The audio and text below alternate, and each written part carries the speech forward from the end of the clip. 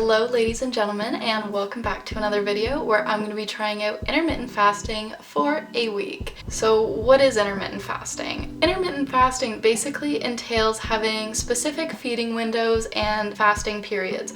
So there's many ways of going about this. There's the 5-2 diet where you eat normally 5 days of the week with 2 days of either complete fasting or very low calories. There's the warrior diet where you're essentially eating just one really big meal each day. There is spontaneous meal skipping where essentially a few meals here and there each week will be skipped. And those are just a few examples, but I think one of the most popular ways of intermittent fasting in the fitness community especially is the 16-8 diet, or the lean gains protocol, where essentially you are fasting for 16 hours at a time with an 8-hour feeding period. So some of the claims of the benefits behind intermittent fasting include better hormone regulation, such as decreased insulin, increased growth hormone, which can make your muscles nice and big, increased norepinephrine, which can aid in fat loss. There's claims that you'll have more energy, more mental clarity, reduced inflammation. So I want to see what this is all about.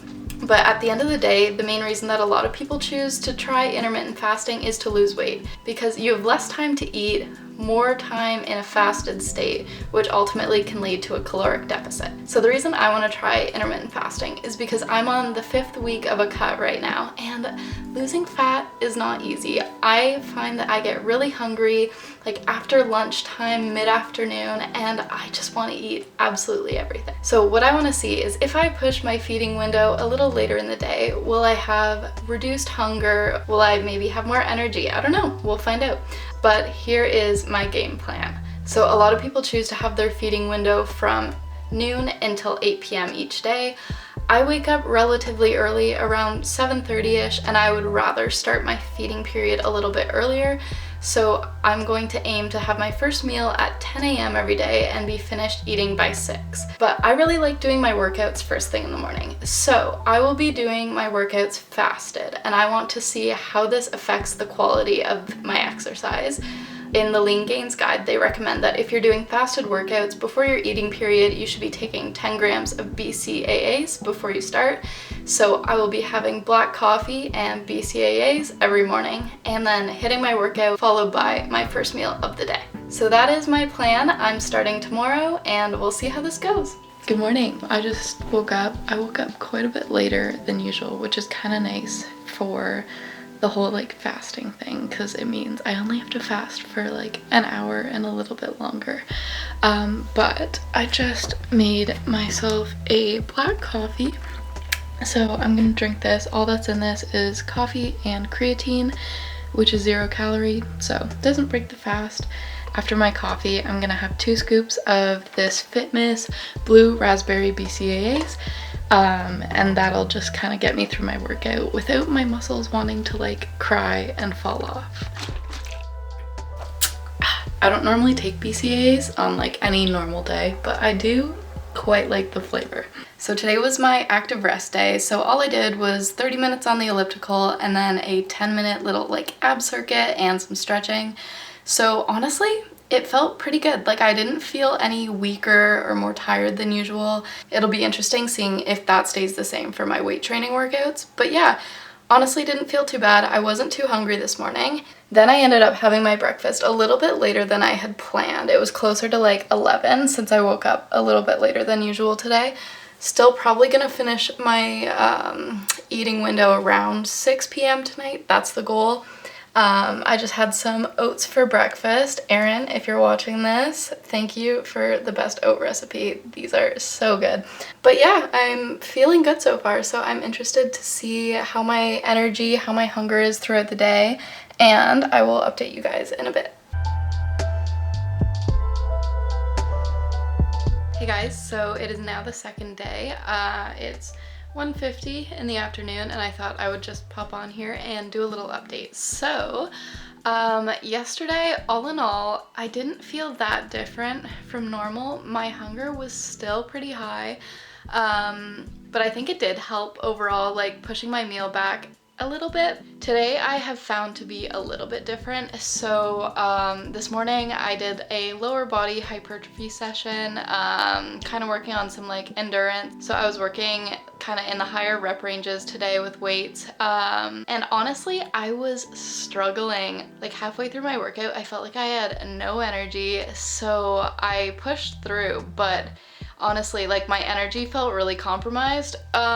So I don't know. I got enough sleep last night. I had my coffee, I had my BCAAs before I started, but I just did not feel the energy that I want to be feeling for my weight training. So we'll see if that kind of persists throughout the next few days. But yeah, I'm almost wondering if I should be having like a small snack, like a piece of fruit or something, just to give me enough carbs to like get me through the workout, but still like push most of my meals back. But I actually ended up not eating my first meal today until 12, which is crazy because I was expecting to be like starving by 10 a.m. every day. But honestly, yeah, I don't feel that like crazy hungry in the morning, I've been discovering. So it really was not an issue to kind of like just have a couple of black coffees and then push my first meal till 12.